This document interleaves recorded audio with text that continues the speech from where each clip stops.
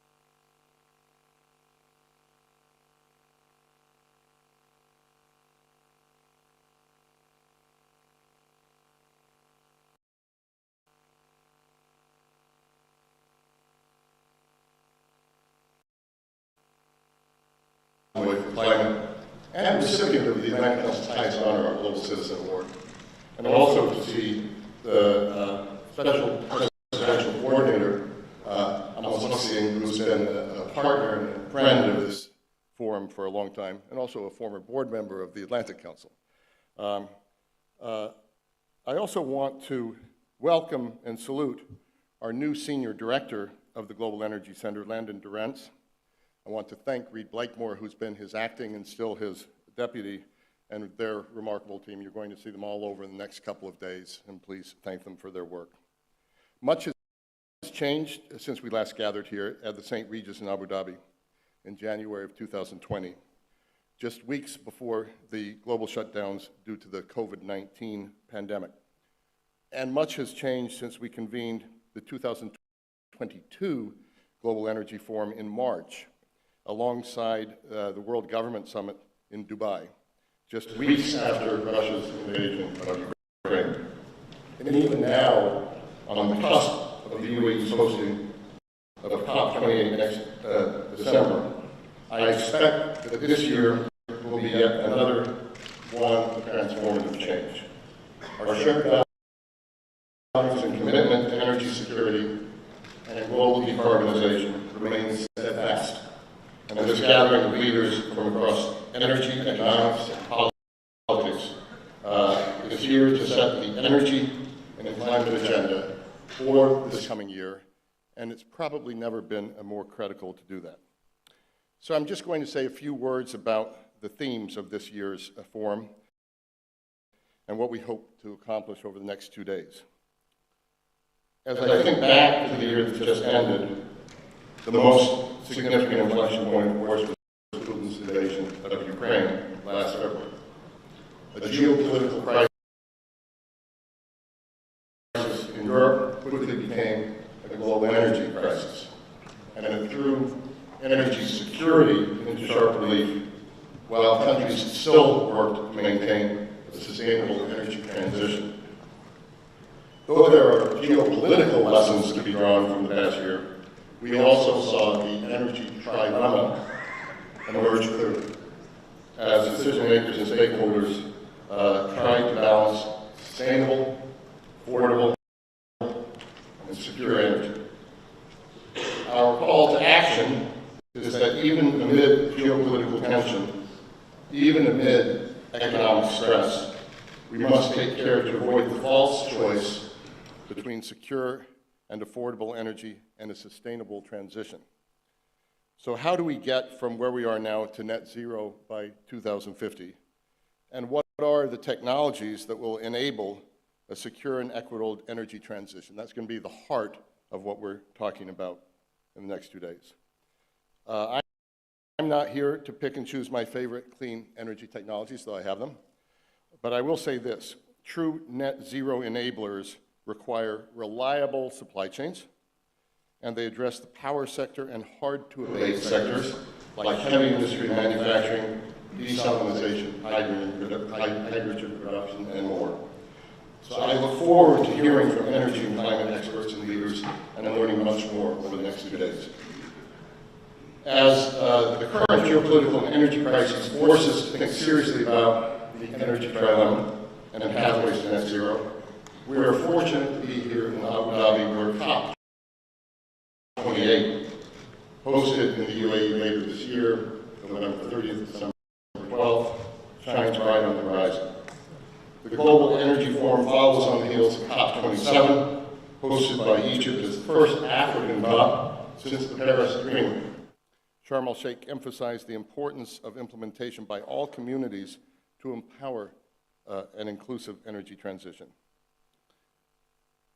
We all look forward to the UAE's opportunity to advance these ideas around an inclusive and reliable energy transition, which will be at the center of the global community's endeavors to meet the challenge of climate change.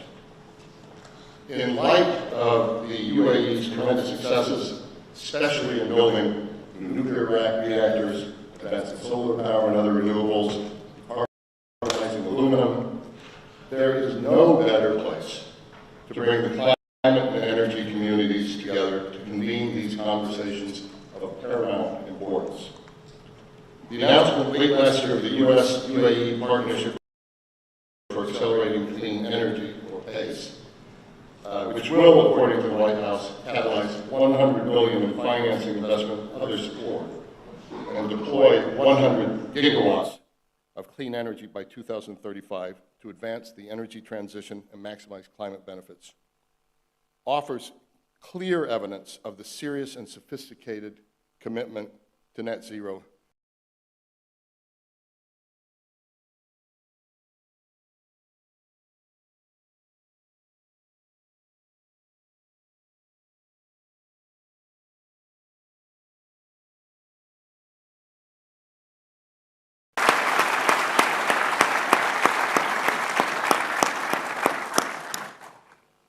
In this era, we need true leadership more than ever, and we're fortunate to welcome top energy and climate policy leaders.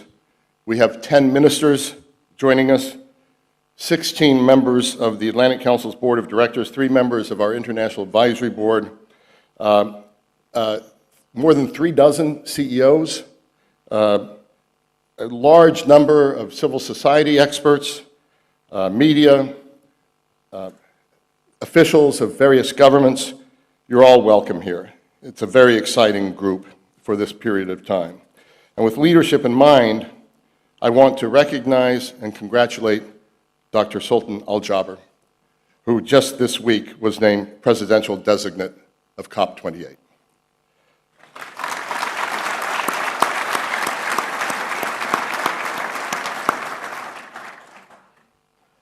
As the reality that we are falling ever behind on meeting the targets for climate action, at the same time that we navigate an energy crisis, the optimism of renewed ambitions alone are no longer enough.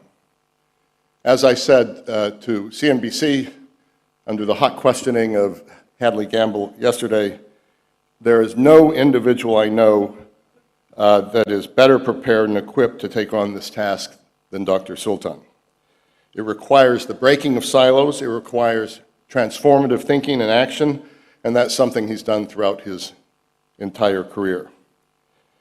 We need transformative action and transformative actors who understand the energy system of the present, but have the vision, ambition, and skill to build the net zero energy system of the future, which is necessary to save the planet.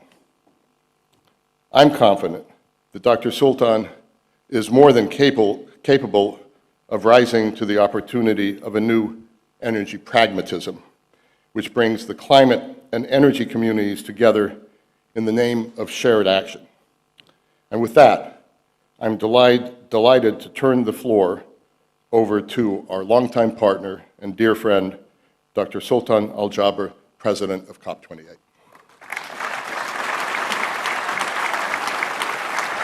Ladies and gentlemen, please welcome COP28 President-designate United Arab Emirates Special Envoy for Climate Change and Minister of Industry and Advanced Technology and Abu Dhabi National Oil Company's Managing Director and Group CEO, His Excellency Dr. Sultan Al Jaber. سيداتي وسادتي، لنرحب بمعالي الدكتور سلطان بن أحمد الجابر المبعوث الخاص لدولة الإمارات للتغير المناخي ورئيسا معينا للدورة 28 من مؤتمر الأطراف في اتفاقية الأمم المتحدة الإطارية بشأن تغير المناخ، وزير الصناعة والتكنولوجيا المتقدمة العضو المنتدب والرئيس التنفيذي لأدنوك ومجموعة شركاتها كوب 28. بسم الله الرحمن الرحيم. السلام عليكم ورحمة الله. Good morning, Your Excellencies, distinguished guests, ladies and gentlemen, dear friends. Welcome to the United Arab Emirates, to Abu Dhabi, and to the 7th Atlantic Council Global Energy Forum.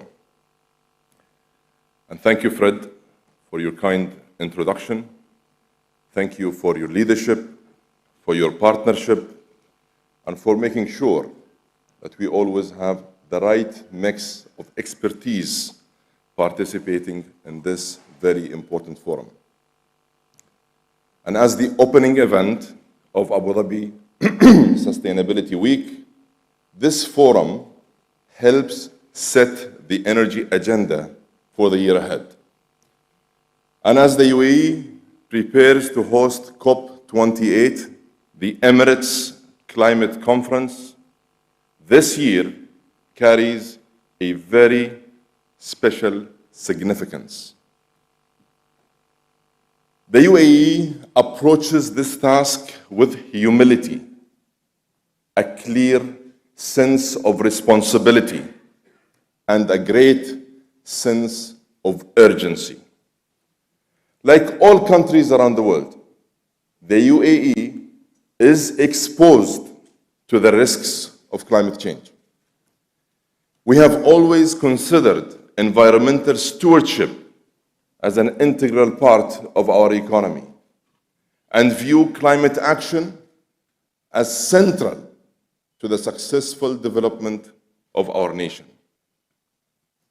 We are proud to be the host country of the International Renewable Energy Agency, IRENA, the first country in our region to commit to the Paris Agreement, the first in the region to submit a nationally determined contribution, and the first to set out a roadmap to net zero.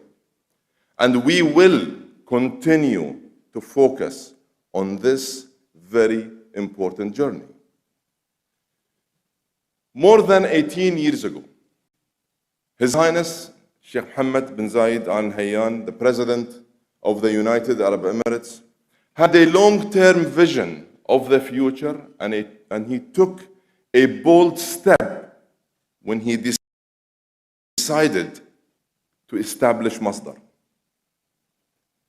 This was our first major, practical, proactive move into the energy transition. Under His Highness's guidance, Masdar has grown to become one of the largest renewable energy investors in the world and is aiming for a 100 gigawatt portfolio by 2030.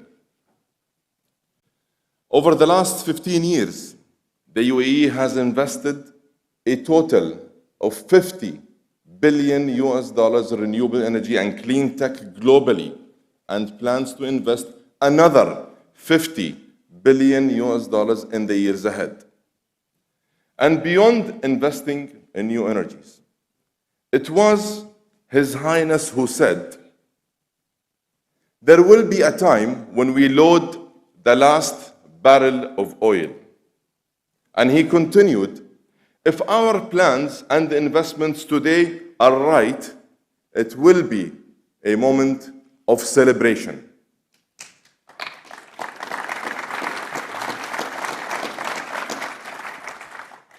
This call to action by His Highness at the World Government Summit in 2015 clearly underscored his vision for sustainable development, delivered by economic diversification and enabled by a rapid transition of our energy systems.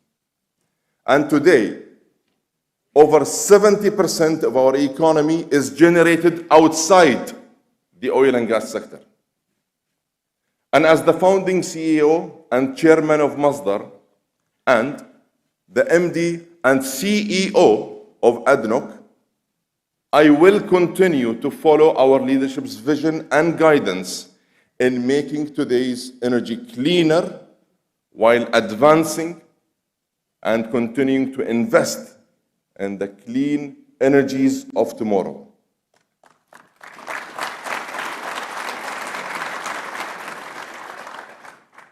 And we will use our experience, our ambition, and deep and rich network of partnerships to inform our approach to COP28. During the course of the year ahead, we will work very closely with COP27 Egyptian presidency, the UN FCCC Secretariat, and of course, all relevant parties to build on and accelerate progress made before us. Yet, we must be honest with ourselves about how much progress we have actually achieved and how much further and faster we truly need to go. Of course, we have collectively achieved major milestones along our journey. In Glasgow, 90% of the world's economy is committed to net zero by 2050. Sharm el-Sheikh elevated the voices of the Global South, put loss and damage firmly on the agenda, and started to address reforming the climate finance system. COP28 will have particular significance as it will mark the first global stocktake, a comprehensive assessment of progress against the goals of the Paris Agreement. And we don't need to wait for the stocktake to know what it will actually say. We are way off track. We are way off track. The world is playing catch up when it comes to the key Paris goal of holding global temperatures down to 1.5 degrees.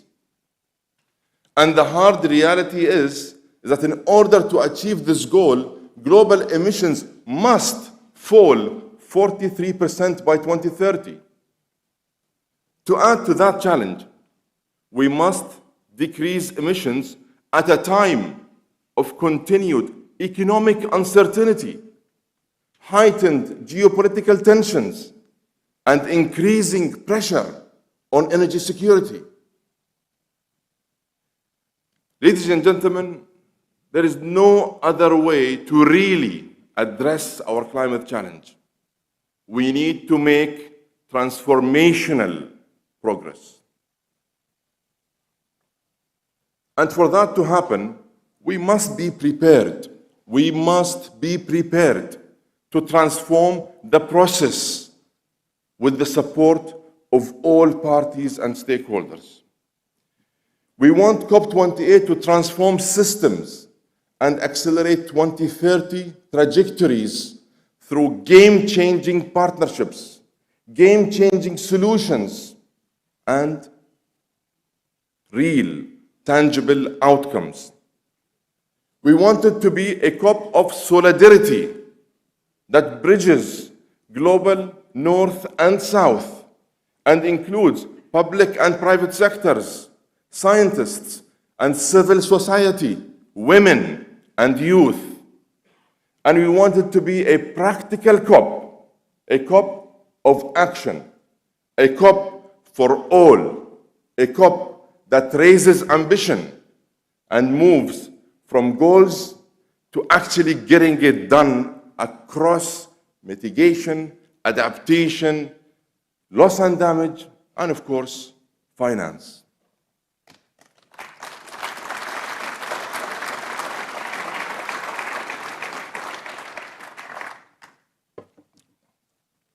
Allow me to elaborate on those points one by one. On mitigation, we know that many of the solutions do exist. Scaling renewables and nuclear and hydrogen and carbon capture and energy efficiency, and of course, the least carbon-intensive oil and gas, as well as new technologies yet to be developed and deployed. Wind and solar added the record growth of 550 gigawatts between 2020 and 2022, and are on course to grow more over the next 5 years than over the last 20 combined. The market is actually telling us something here. The market is telling us something. We are at a turning point in history. Low carbon growth is the future, but we must get there much faster. We must triple renewable energy generation from 8 to 23 terawatt hours by 2030. We must more than double low carbon hydrogen production to at least 180 million tons for hard to abate sectors. We also need to transform our food and our agriculture systems, because we know that agriculture accounts for 1/3 of global emissions. Much greater investment in agri-tech, smarter water use, and food production is needed to transform this critical sector alongside many other sectors. And we need to do all this in an accelerated time frame against a fast approaching deadline. And let me just add this. Our world is on its way to being home to 9.7 billion people by 2050, and will have to produce 30% more energy than what is available today. And as long as the world still uses hydrocarbons, we must ensure they are the least carbon intensive possible. We'll work with the energy industry on accelerating the decarbonization, reducing methane, and expanding hydrogen. Let's keep our focus on holding back emissions, not progress. On adaptation,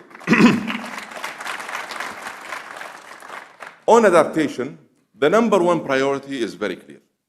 We must do more to protect our most vulnerable communities and our most critical systems from extreme weather and biodiversity loss. We must protect our rainforests and invest in nature-based solutions like mangroves that act as powerful carbon sinks while protecting coastlines and preserving natural ecosystems. We must ensure that our global food system is resilient to the changing weather patterns that threaten farmers around the world.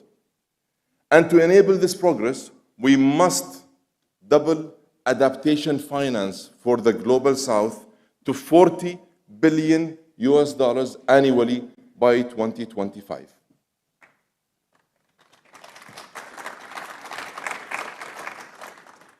On climate finance, we simply need more. And we need it to be more affordable. And we need it to be much more accessible. We need to ensure that every concessional dollar is matched by $2 or $3 of private capital. To make this happen, we need to answer the call from the international community for inclusive reform of the multilateral development banks and international financial institutions. In fact, that is a critical success factor. And to encourage this process, the UAE, as chair of the World Bank IMF Development Committee, intends to play a proactive, supportive, and facilitating role. And on loss and damage, we need to help the most vulnerable to rebuild after climate-related disasters. Together with the international community, we must build on the progress made in Sharm el-Sheikh and fully operationalize the Loss and Damage Fund.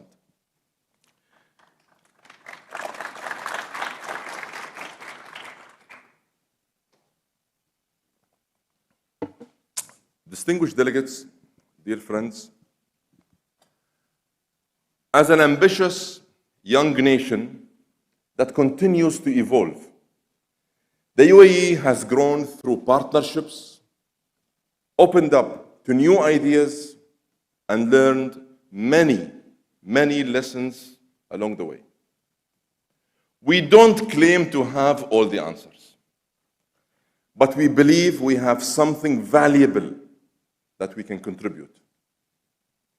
At the crossroads of North and South, East and West, we will listen. We will engage with all those who wants to engage. We will listen. And we will engage with those who want to engage. We will build bridges. And we will pursue global consensus in this very important collective effort. Together with the high-level champion, Her Excellency Razan al-Mubarak, and the youth champion, Her Excellency Sham al-Mazrou'i, we will work very closely with the UNFCCC to move from ambition to real action. And we will mobilize the private sector and all other sectors to deliver greater, more meaningful impact. So let me extend an open invitation to all parties across government, private sector, and civil society.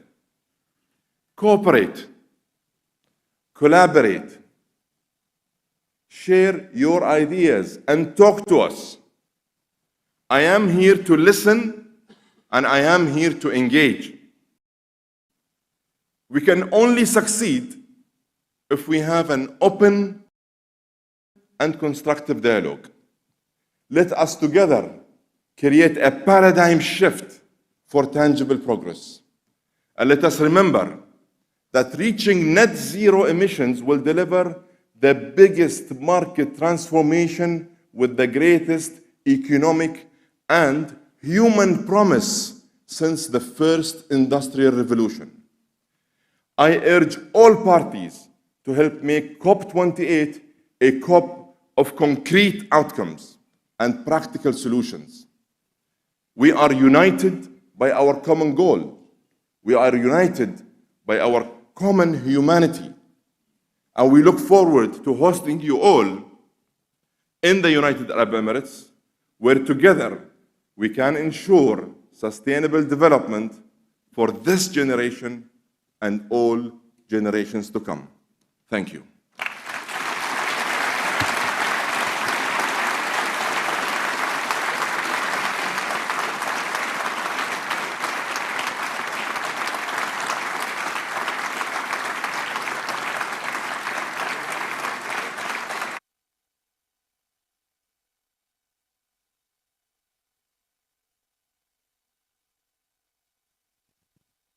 Ladies and gentlemen, please welcome back to the stage Mr. Frederick Camp. سيداتي وسادتي، لنرحب مرة أخرى بفريدريك كامب الرئيس والمدير التنفيذي للمجلس الأطلسي.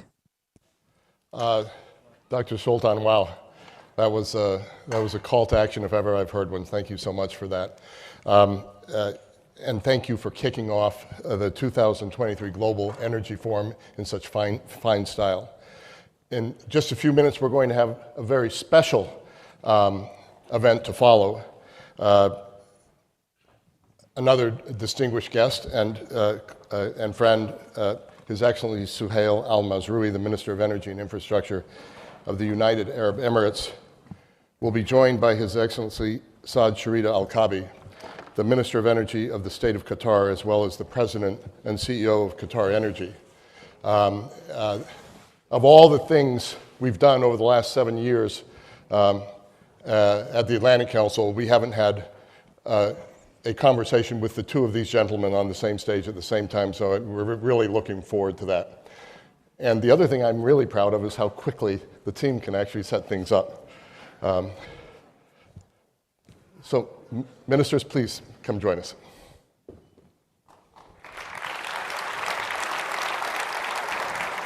I'm not sure. You want to sit in the middle? I think it's better you sit in the middle, and I'll sit here.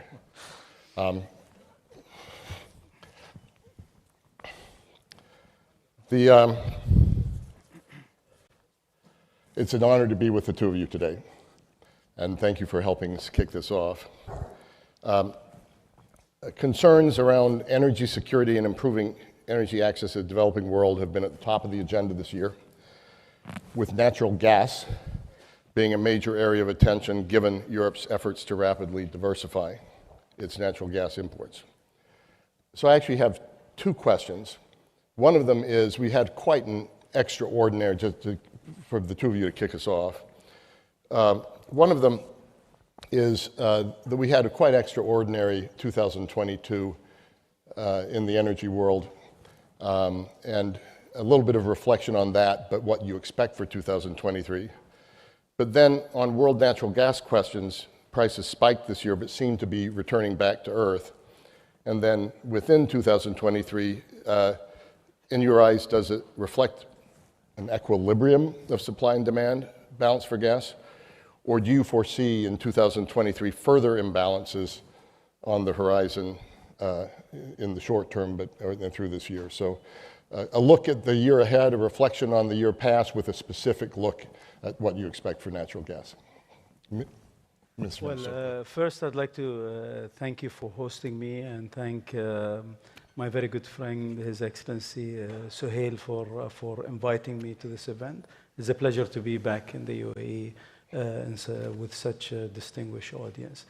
I think if you look at the gas supply demand and what happened last year, it started actually before the Ukraine, where the lack of investment in the oil and gas sector caused really a shortage in gas. And ahead of the Ukraine, the oil and gas prices obviously were clearly going higher due to lack of supply.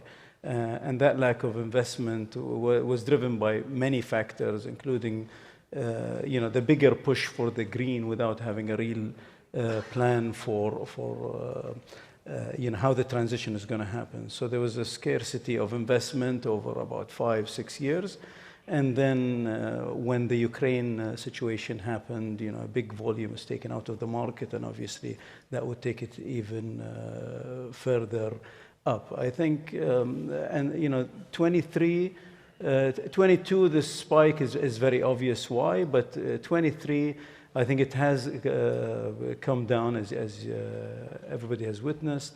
But the mild winter, I think, in Europe is the biggest cause. And there is storage, ample storage, but they haven't had, luckily they haven't had a very high demand for gas due to the warmer weather. The issue is what's going to happen when they want to replenish their storages in this coming year and the next year. There isn't much gas coming into the market until 25, 26, 27. So I think it's going to be a volatile situation for some time to come. And prices will be volatile with it. It'll be going up and down. Yeah, prices are a factor of supply demand. I think some people think that we are very happy for high oil prices and so on. The biggest worry that we would have, I think, as oil and gas producer is demand destruction. And you can see that there is demand destruction with whether it's gas or oil. And unfortunately, I think the wonderful speech that we heard from His Excellency Sultan, talks about what we're going to do going forward, and we're all for what he mentioned. But you can't have coal at record highs and say that we are going to achieve our targets. 30% of the power in the world uses coal, and all the countries that were calling for coal to be stopped are using it at record levels today. So I think we need to take a very serious action, and I think coal is the biggest emitter by far. And I don't see I see a lot of attack on oil and gas companies and demonizing oil and gas companies. I don't see the same attack on the biggest polluter on the planet. I'm really looking forward to coming back to you about the demonization question. Mr. Minister, you have lived through so much change and so much history since you took over as the minister. Everything from OPEC Plus to what we experienced last year, rolling off the war in Ukraine. How do you look at 2022, what you expect for 2023, and the same question, particularly with a particular focus on natural gas? Well, first of all, it's glad to see this crowd. I think probably this is the biggest Atlantic Council energy that we have ever since we started, and I'm grateful for His Excellency and for all of your excellencies for coming. Actually, I would build on what His Excellency Saad mentioned. We've been talking about the lack of investments and the lack of interest from the financial institutions to finance fossil or oil and gas projects. Part of that is also the lack of understanding what is the future for many countries when it comes to energy strategy, what contributions or what percentages they would have of gas, or even the pace of reducing their coal. It's not clear. I mean, there are plans, but those plans are not concrete, and that unclear long-term strategy by many countries put them in a situation where it's very difficult for them to commit for a long-term gas contracts, which is then return made the companies or those who are developing the gas at a very difficult position with their financiers, because they would like to see a long-term contracts, and those long-term contracts are not there. Everyone wants to buy, but they want to buy in a 2 years or 3 years span, and that is not enough for someone to develop gas. Gas is available, and there are huge discoveries in the recent history, but the development pace is not there, and the investment is not there. So that is one of the problems, or one of the issues that causing the problem today. Of course, Russia is a major producer of gas and LNG, and when you shift from one location to another, trying to adjust, that takes time. And that's what happened in 2022, where some of that gas have been relocated to another market, and other gas from other market is homing to Europe, especially from the US. But is that sustainable in the longer run? I think you would need more collaboration between the European nations on agreeing on the optimization of the FSRUs that are also limited, and also agree on some pipelines.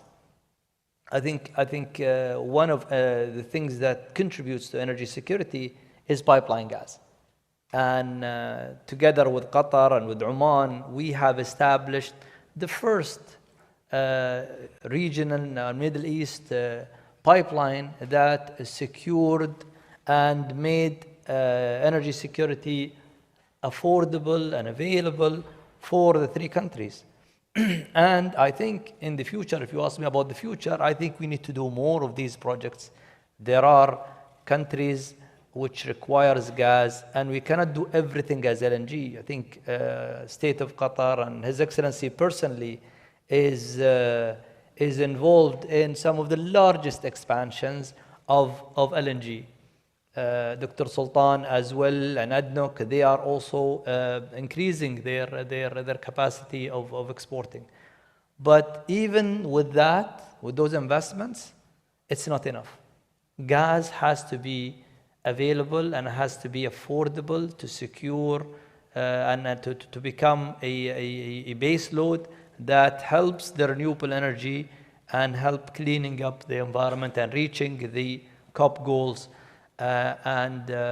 We are committed. We will do the investments, but I think the whole world need to think about the resources and need to think about how we enable the companies and the IOCs and the NOCs to produce more gas to make it available and affordable.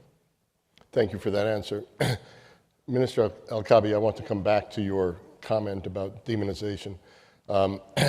This is a country that's one of the, I guess, OPEC's third largest producer of energy. It's also a country that's been a pioneer. Dr. Sultan talked about Masdar in the renewable space at the same time. In the COP process in the past, the climate community and the fossil fuel providers were rarely in the same room. Are you seeing a change? Climate community seems to be more open now to particularly natural gas as a bridging fuel, more open to nuclear power as well, other solutions in decarbonizing carbon. And the fossil fuel community is investing billions in new technologies, in renewables, et cetera. Dr. Sultan was talking about a paradigm shift. Is that too utopian to think that that's where we're going? So talk a little bit about how you think these two communities can come together and actually accelerate the reduction of emissions, not slow it down. If I can just be a little bit blunt maybe about this, is the community that was driving the green was living in a dream that they realized they can't achieve. Okay? And basically, if you want to achieve what we all want to achieve, I think we're the hottest place in the world probably. So climate change affects us more than most. For us, it's very important that we head in that direction. It's very important that we achieve these goals, but we need to be realistic about what we can and cannot achieve. And we can't be driven by just political agendas of people wanting to be elected. Okay? It should be based on reality, based on what can be achieved. I'm an engineer. You tell me I want to achieve an objective, I'll tell you, okay, can I do it? Put the plan, what's the budget, and we achieve it at this timeline. But just to talk about achieving net zero, and the majority of the countries that you talk to, they talk about net zero, and you say, how are you going to achieve it? They say, we achieve 60, 70% of it by 2040 by doing this, this, and that. And the rest is technology improvement. So that, I'm not a native English speaker, but that doesn't mean we will achieve net zero. It means we'll strive to, we'll try, we'll see what we can do to achieve it. Okay? So to me, I think the realization of the need for gas, because wind doesn't blow all the time, solar is not available all day, and technology improvements in storage and so on is going to improve, and there are a lot of things that will improve and hopefully help us in that sphere. But I think there are two sources that will be needed for the very long time for people that don't have hydro and other renewable energies. You need nuclear for those that can afford it and are capable of building it and have the technology. And you need gas. And these two will have to be the base load for countries for a very long time. And I don't agree that gas is a transition fuel. I think it's a destination fuel until we have a realistic solution that can do away with gas. It's a destination fuel that you will need for a very long time. And when we say we need more investments in gas, and as His Excellency mentioned, they're expanding in LNG. We're building 65 million tons. We're producing 77 million tons today. We're building 65 million tons of LNG that has already been FID'd. Okay? Now, so almost double. 48 million tons coming from Qatar, and our investment in the US is another 16 to 18 million tons. So we're bringing really a lot of gas to the market, but it's not enough. And you can't achieve what we need as humanity and the number of people that are going to grow, as His Excellency Dr. Sultan mentioned. We need growth. 1 billion people today are deprived of basic electricity that we all enjoy. So we need to be fair. And I think one point I'd like to just add to that on the investment side. It's very, very, very unfair of some in the West to say that African countries should not invest in oil and gas and they should remain green or whatever you want to call it, while this is a God-given wealth that they can create for their national growth and for their prosperity, and it is oil and gas that is needed for the world. And we should not forget the oil and the petrochemicals and what you need there. People love kayaks. They love the coolers that they take for picnics. There is no renewable that can manufacture that. It's oil-based solutions that get you there. Okay, so it's ethane crackers and plastics and so on that are needed. I know we need to do a lot of work there, but let's not forget the reality of what we need. A lot of stuff that you have around you here, and the decoration and the flooring and all that, is oil and gas. Yeah. What we're wearing. Okay, so let's be realistic while achieving the goals that we want. Minister Suhail, I'd love you to build upon what you've just heard from your colleague with the question of the climate community perhaps dreamt dreams that were inachievable, but also from the fossil fuel provider's standpoint, is enough being done? No, I don't think we're doing enough, but there is a wave of new thinking. And I'm glad I see it more in the IOCs, in the NOCs. Typically, the technology and all of that comes from you, Discalci, and the others who are here. But I am really glad to see companies now thinking of reducing their carbon intensity, to see state-owned companies seeking the highest technologies to reduce methane emissions. And that is kind of a change in the industry that we haven't seen.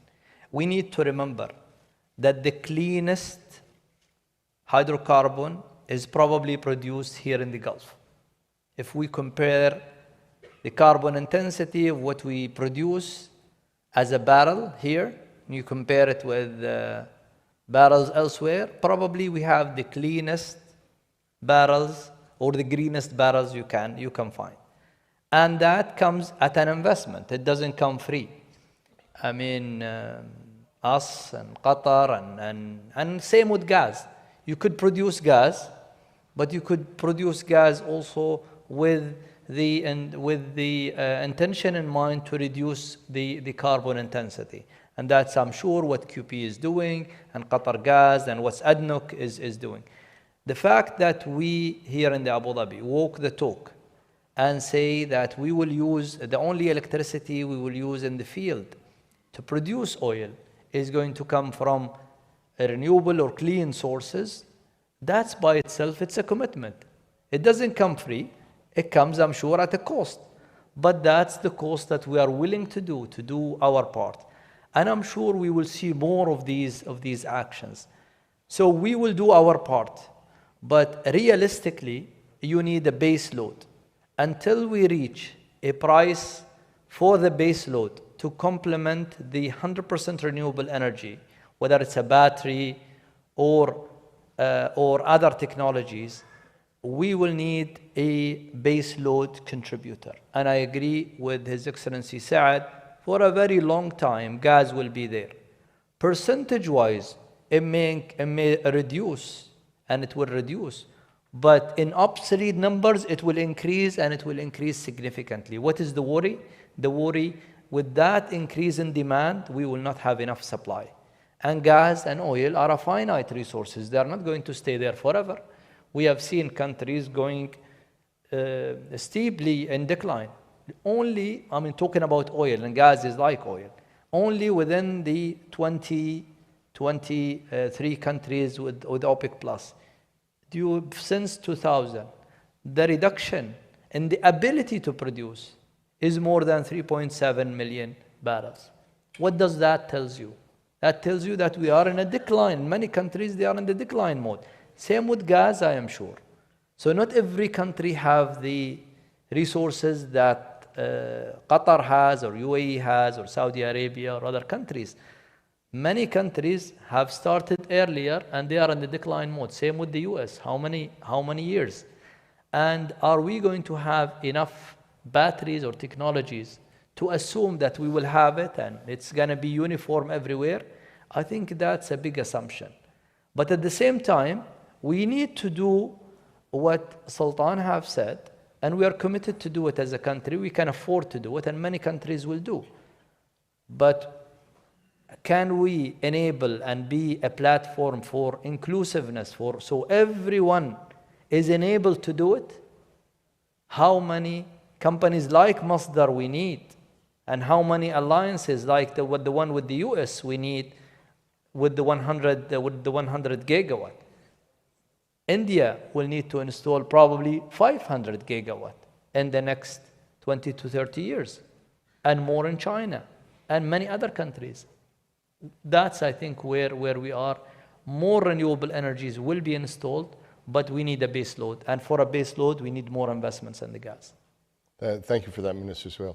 So, Minister Al-Kabi, I racked my brain last night about how to think about a question that linked the global energy market to the World Cup, and I couldn't come up with it. Lionel Messi just couldn't get into any of my questions. But congratulations anyway on the World Cup. Give us your view of what you foresee in the global gas market that might be preventing the market from reaching equilibrium. Is it the resources? Is it the investment?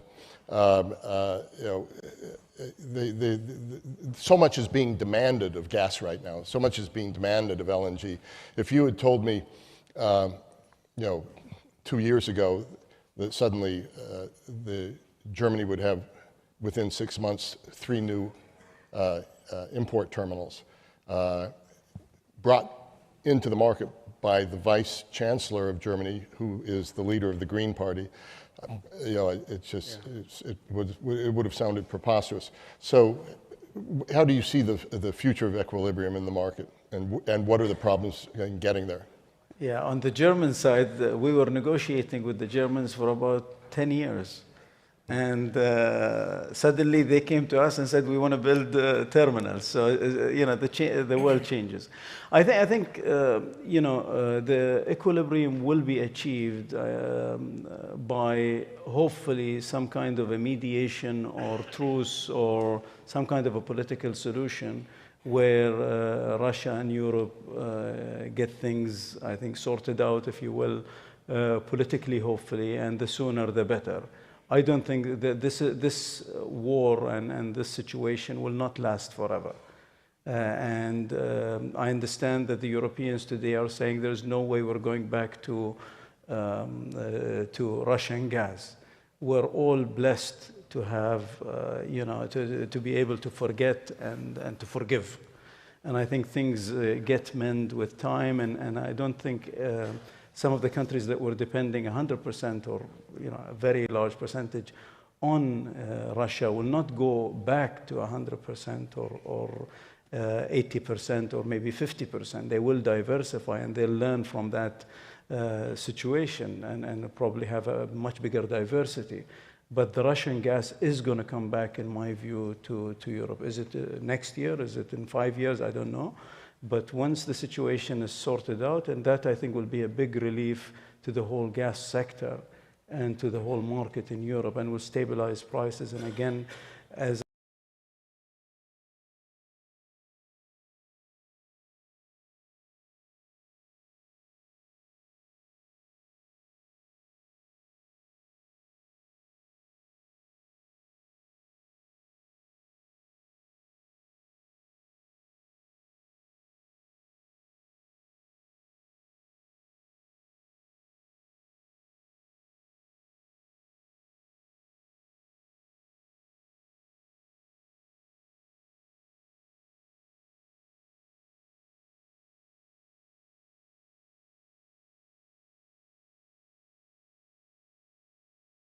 are coming on a big scale is our project from the US is going to bring about 80 million tons starting in end of 24 and then really peaking at 25.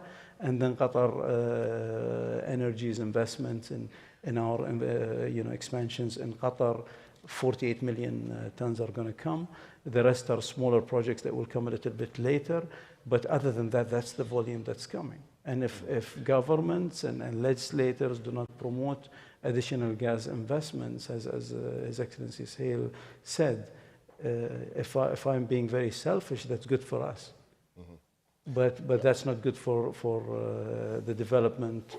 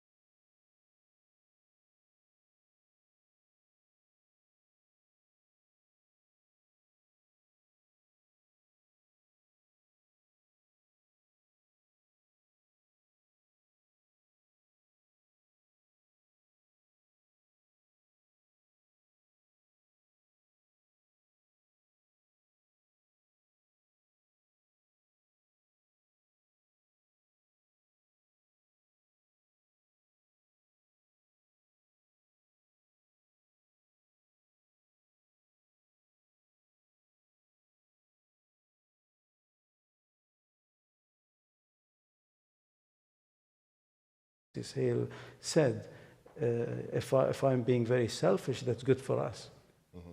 But that's not good for the development. So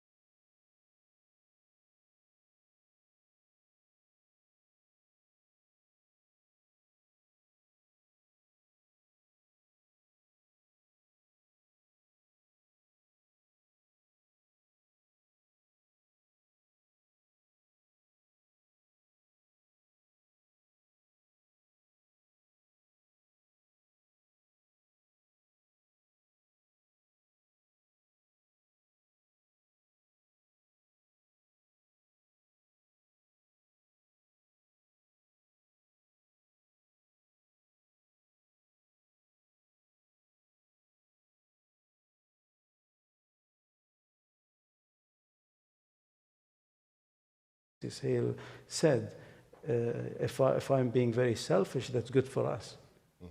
But that's not good for the development.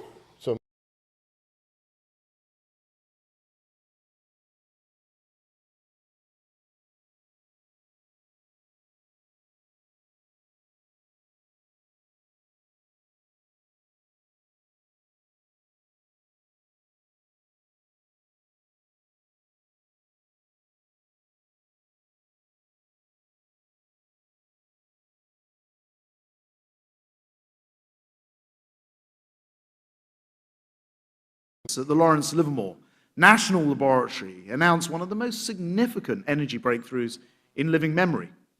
Aiming 192 high-powered lasers at a tiny spherical capsule just 2 millimeters wide, they're able to harness the same reactions of the power of the sun and stars to demonstrate fusion ignition, proving what until now has only existed in theory and paving the way towards what could be, one day, near limitless sources of energy for the future. And back in the UK, we're taking leaps of our own, because we're not just developing our very own fusion power plant, a spherical Toloman, on the site of an old coal power station in the Midlands.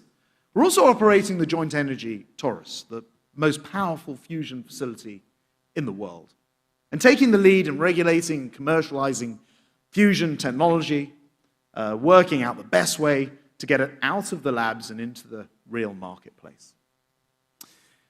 There are stories of entrepreneurs and innovators working together to deliver clean, secure energy for millions of jobs, thousands more, and stories that tell us the fates of energy security, net zero, the economic growth are inseparably intertwined.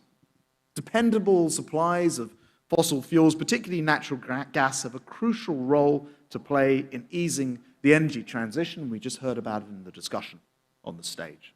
But it's only by harnessing the power of transformative green technologies that we can also build a global energy system that's fit for the future. And whether that's in the UK, where we're developing small modular reactors, which promise to make nuclear easier, faster, and cheaper, and we've been running them in the sea for the last 6 decades, the Rolls-Royce-powered Trident submarines, or here in Abu Dhabi, where operations have begun at the Baraka nuclear power plant, the first nuclear power plant, not just in the UAE, but in the whole of the Arab world, expected to deliver up to a quarter of the nation's electricity when fully up and running. And where last week ADNOC announced $15 billion to accelerate its decarbonization strategy, investing in everything from energy efficiency, and electrification to carbon capture. Now, yesterday, I signed a clean energy memorandum between the UAE and the UK to promote energy security and investment between our two nations. Agreements like this really matter because when it comes to climate change, the whole world has a stake in it. And none of us should have to settle for less. So working together really matters to deliver a low-carbon future that isn't just more secure, but also makes us all more prosperous. But a future that's fairer is, I think, a future that is worth fighting for. Our international climate finance has already provided an astonishing 58 million people with improved access to clean energy since 2011. But we're delivering on our pledge to double up to at least £11.6 billion in that fund from 2021, reaching tens of millions more. Because the green industrial revolution mustn't leave anyone behind. After all, you can't just shut down your power stations and be done with it, leaving millions without energy or employment. That's where Just Energy Transition Partnerships come in, and they're mobilizing billions to support the transition from coal power to clean growth in key economies like South Africa and in Indonesia. And by investing in new green energy supplies, electric vehicles and hydrogen, they're providing security and opportunity for communities across these countries.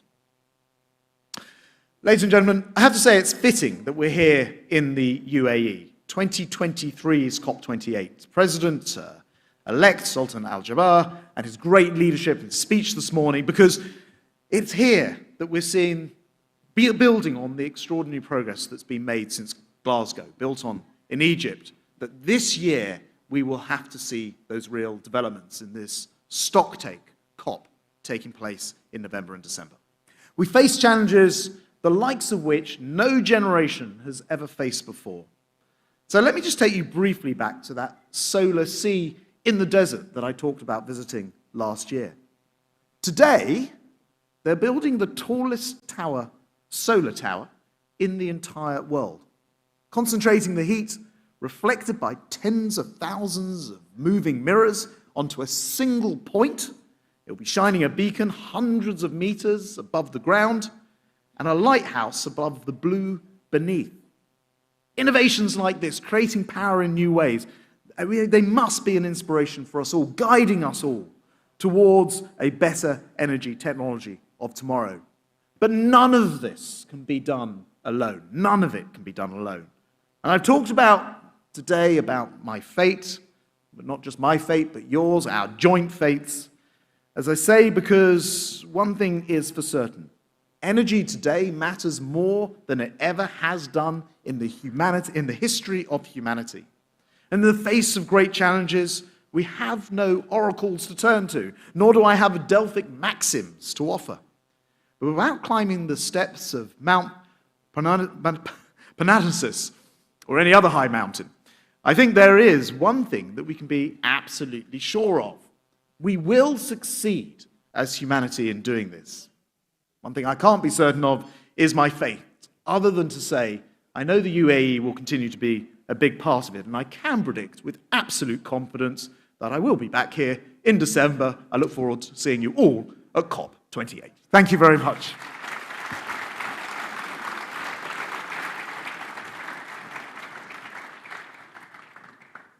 Ladies and gentlemen, it's time for a 10 minutes break. Please enjoy and we see you later to conclude the forum. سيداتي وسادتي، سنقوم الآن باستراحة لمدة 10 دقائق ومن ثم سنعود لاستئناف البرنامج.